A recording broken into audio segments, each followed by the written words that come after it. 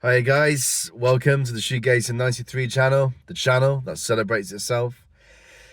And currently we are celebrating the near release of my debut EP, which at the moment it's undergoing manufacturer from DMS Vinyl, Plymouth. I'm getting the CD, not vinyl, because it's way too expensive. So not this time, but if I get a band together and we can put our money towards it, then yeah, definitely I'll get a vinyl out there of an album or EP in the future. But for now, I've got an EP coming out. I'm going under the name Sonicsphere. Had that name in mind for a while. I really like it. All one word, Sonicsphere. I know there's a festival called Sonicsphere, isn't there? But mine's got the C in the middle of it, so Sonic Sphere. So I'm going under that alias, moniker, whatever you want to call it, just because, well, one, it sounds cool instead of just Sam Mortley, and also reason number two is because, like, if I do get a band together again, then it's not just Sam Mortley. It's a collective. It's fairer on everybody who's joining the band. And also it's just, yeah. I mean, it sounds cool, doesn't it? Sonicsphere. And come up with a good sort of logo for it and font and everything. Which I've done.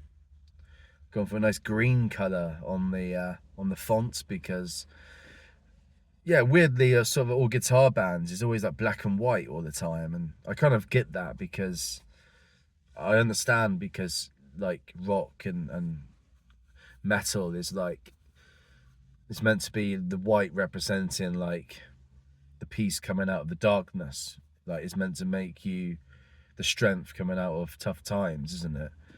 But yeah, I mean, for me, I'm kind of bored of that, and I think we should be looking at other colors, and I was quite inspired by My Bloody Valentine, obviously, and the way they get everything in pink and purple, sort of those kind of bluey purple pink colors that they've always had since 91 pretty much. So yeah, I mean, I thought green was like quite an untouched kind of ground, and it sort of represents where I'm from, like quite a rural part of England, the West Country. So the greenery, lots of, Dartmoor, lots of national parks down here, and just rural surroundings, and yeah, no, I think it's something different, and but the EP is gonna be called Sonics and Textures. And yeah, like I said, the artwork's it's under construction right now. I'm to and fro with emails to the company, and yeah, and obviously the audio's in production. The audio's done. I've recorded, mixed, and mastered everything, and I sent it away, and now they're DMS are getting the track list together, and they're actually doing the DDP conversion basically to disc. So yeah, maybe in the next week I might get the copy sent to me. But they don't even have to send it to me. I can just walk in and get it. So hopefully that will bring the price down a little bit as well, if I actually go there to collect. Yeah, I need to actually write that in the email. I need to remember that. But yeah, I mean, I've done everything myself. I've done drumming, guitar, vocals, bass guitar, synth. I used a Korg Volca synth. I got a few, virtual synths in there as well. The percussion is the funny thing, because I just did not keep that consistent at all. basically I've got MIDI drums on one track where I sort of punched it in on a keyboard, you know, and used the presence mode on Studio One to convert that into like a natural sounding drum kit, and then just piled lots of reverb on it as well, through stock plugins. And then I've got one track where I'm actually drumming real drums, acoustic drum kits in there for the Rocky track on there. And then I've got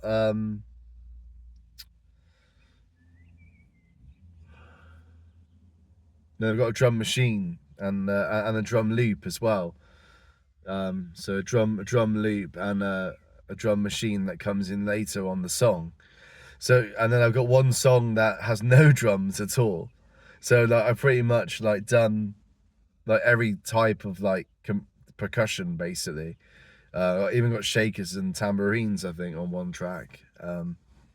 So yeah, I've done like all types of different percussion, which is interesting, but at the same time, it's not really keeping my work consistent, which is what I wanted to talk about in this video. Really, it's very hard to get your own sound and stay consistent. Especially if you're into the shoegaze kind of thing, because that genre has such a breadth and depth, lots of different styles. Like I said, you get the sort of the dance side of it with Curve and C-Feel, Medicine, and then you get the rockier side like Swerve Driver, Narrow Head, Nothing, you know, all of the 2010s sort of grunge gazing bands. And then you've got like the sort of the ambient ones like Slow Dive, Aerial and Sway. Who else keep it really ambient? Like Pink Shiny Ultra Blast,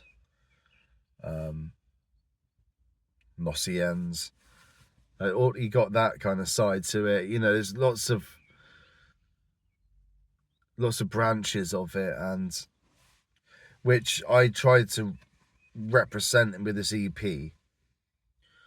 But the problem is I just haven't really settled on what's the Sam Mortley, what's the Sonicsphere sound. And that's one thing I haven't really found yet, but I'm hoping to, you know, this is only my first EP, okay?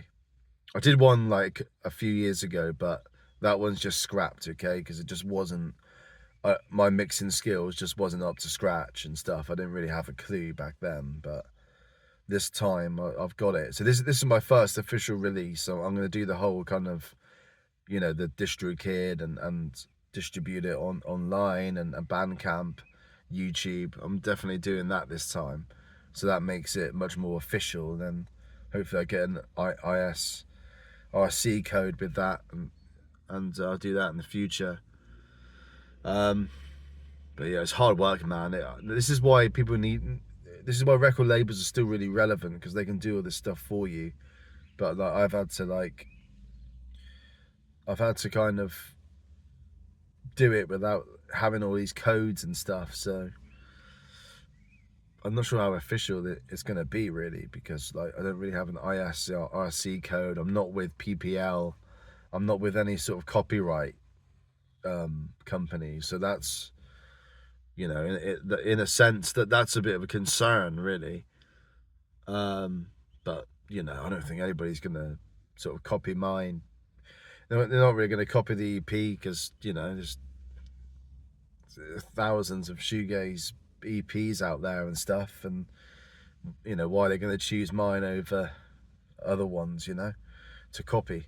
I think I've got great songs in there, but they're not like sort of great enough to like for other people to copy and sort of become a multi-millionaire all of a sudden.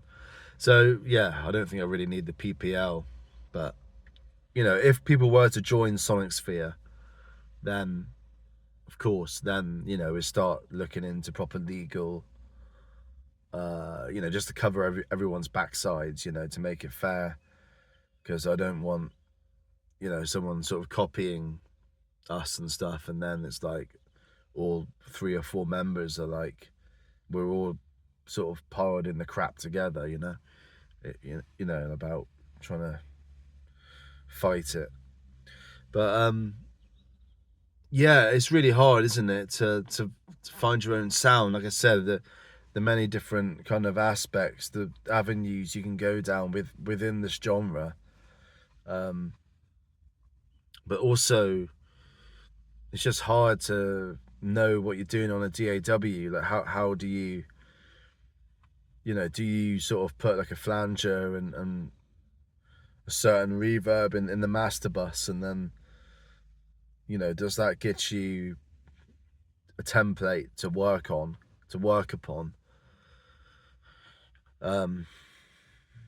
It's something that I'm not experienced enough with the DAW to really find out. I mean, yeah, I mean, I just think of great records that are really consistent, and yeah, mine's a bit all over the place, to be honest, but you might see that as a really good thing. But yeah, I really need to knuckle down and sort of I need to nail that Sonicsphere sound. You know, what is it going to be? You know, is it going to be a super ambient route? Is it going to be a more rock route? Is it going to be a more dance route? You know, this is the thing. This is the thing that's hard, really hard, especially when these bands have like covered this ground before. It is hard to make yourself distinctive. Like Chris Ott said, you know, that journalist online, some really good journalist called Chris Ott, who used to work for Pitchfork. He says like the genre it's really hard to make yourself a leading band in that field, because like so much has been covered, and then also like no one can get anywhere either. It's like no one can sort of break through commercially enough, really.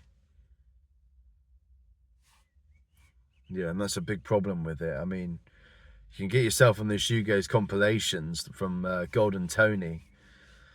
He does all these compilations online. Golden Tony is the username of the account. But yeah, I mean, you're not really going to get much further than that, you know, like Radio 6 and that, they play it sometimes, but probably not enough. DKFM, I suppose, that's kind of the de facto, isn't it? Sort of the highest kind of place you can get played on, really. Yeah. But anyway, guys, yeah, so I got this EP coming up. I'm not sure when the release date is, but it's definitely soon, really soon on the horizon. So yeah, Sonicsphere, Sonics and Textures, look out for it.